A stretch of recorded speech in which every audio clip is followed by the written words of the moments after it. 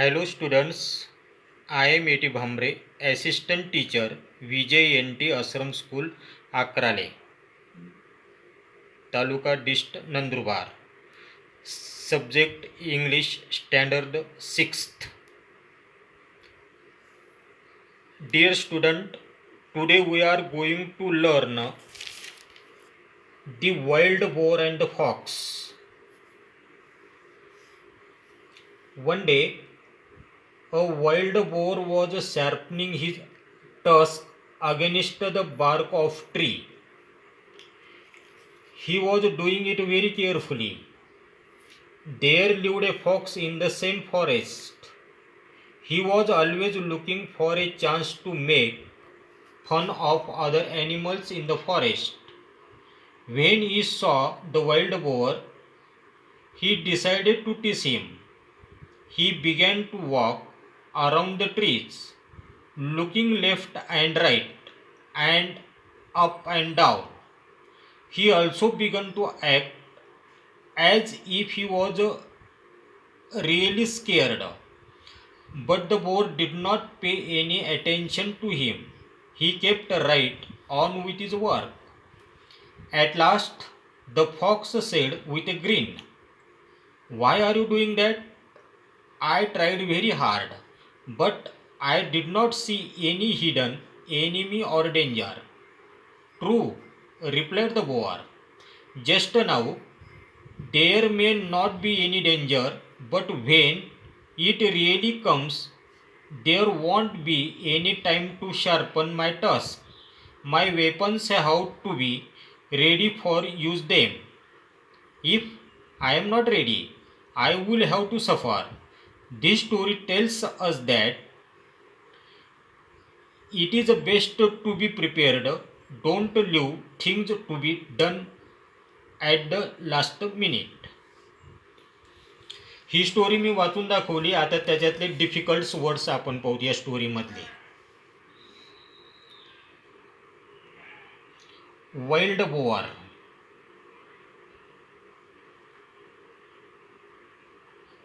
Wild bore.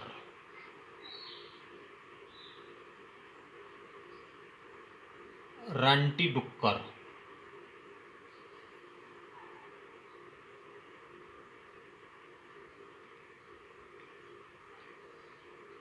Sharpening,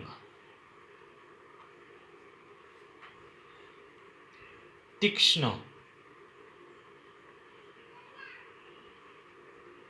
task,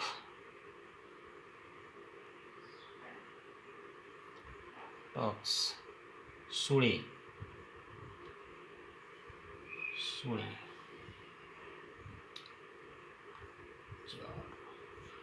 forest, जंगल किंवा जंगलाला आणखी दुसरा शब्द पण आहे वूड. वूड म्हणजे जंगल आणि वूड म्हणजे लाकूड पण होतो, पण या ठिकाणी जो शब्द आलेला आहे तो फॉरेस्ट आलेला आहे. ही डिसाइडेड, डिसाइडेड म्हणजे ठरवणे, DECIDED, ठरविणे.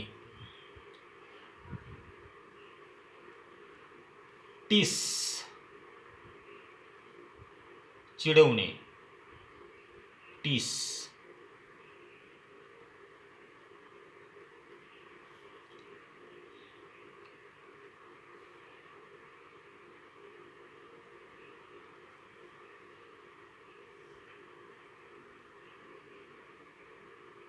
पे any attention to him,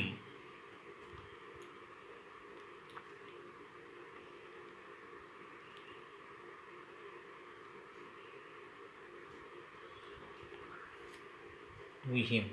pay any attention to him, लक्ष न देणे.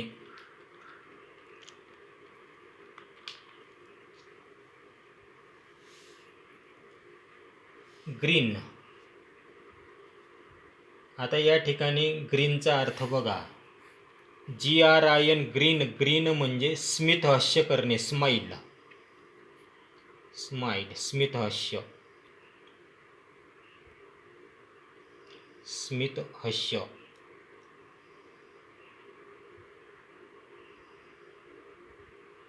हिडन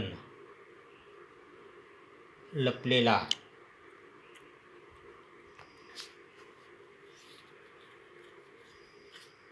एनिमी शत्रू,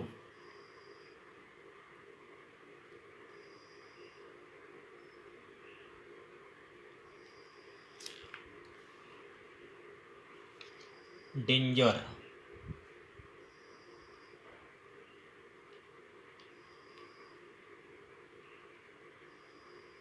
धोकादायक, रिअली खरोखर,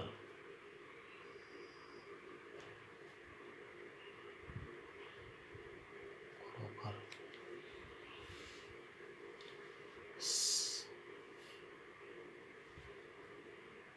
प्रिपेअर्ड तयार असणे,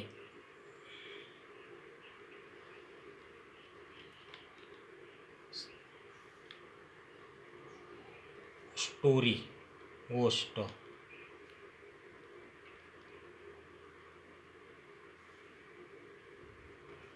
रेडी तयार असणे,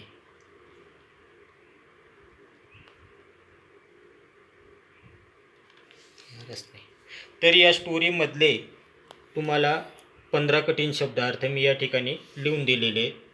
त्यांचा उच्चार व्यवस्थित करायचा आणि त्यांचा अर्थ पण व्यवस्थित लक्षात घ्यायचा. जर तुम्ही उच्चार आणि अर्थ जर कधी व्यवस्थित जर कधी केलेत तर तुम्हाला स्टोरीचं translation into the good Marathi चांगल्या पद्धतीने येईल. तर या ठिकाणी मी आता ती स्टोरी तुम्हाला मराठीतून सांगतो.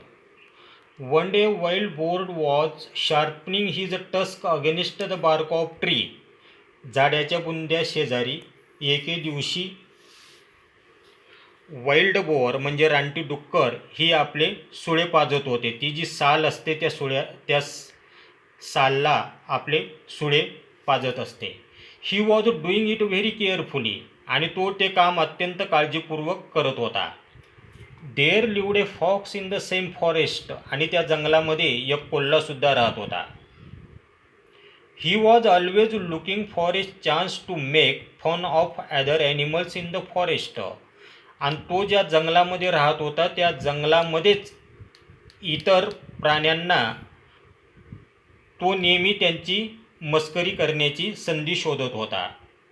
When he saw the wild boar, ज्या वेळेला त्याने या रानटी डुकराला पाहिलं, ही डिसाईड टू टीस हिम, त्याची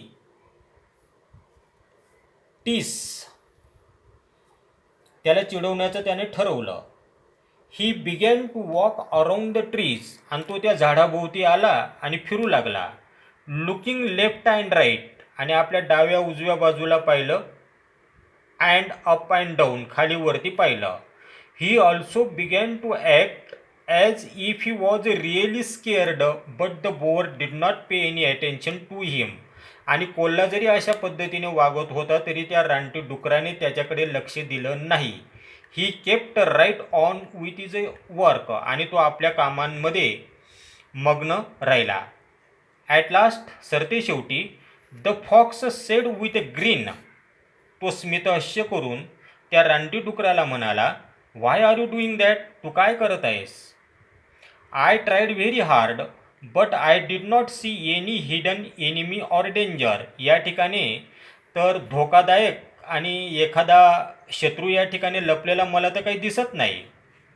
त्यावेळेला डुक्कर म्हणालो, true replied the boar, just now there may not be any danger. या ठिकाणी आत्ता यावेळेला या घटकेला काही धोकादायक नसेल, but when it really comes, पण ते खरोखरच जर कधी प्रत्यक्षात तसं जर कधी झालंच, there won't be any time to sharpen my tusk, आणि म्हणून मी माझे सुळे काय केलेले पाजून ठेवलेले आहेत.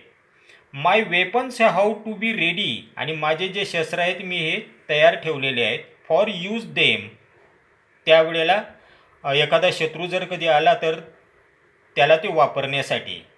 If I am not ready I will have to suffer, आणि मी जर कधी आत्ता तयार राहिलो नाही तर मला त्रास होईल.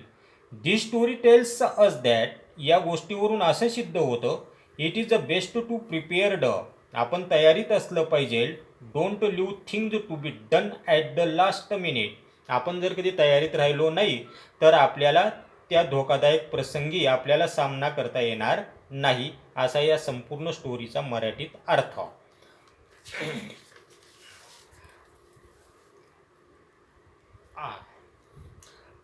लिसन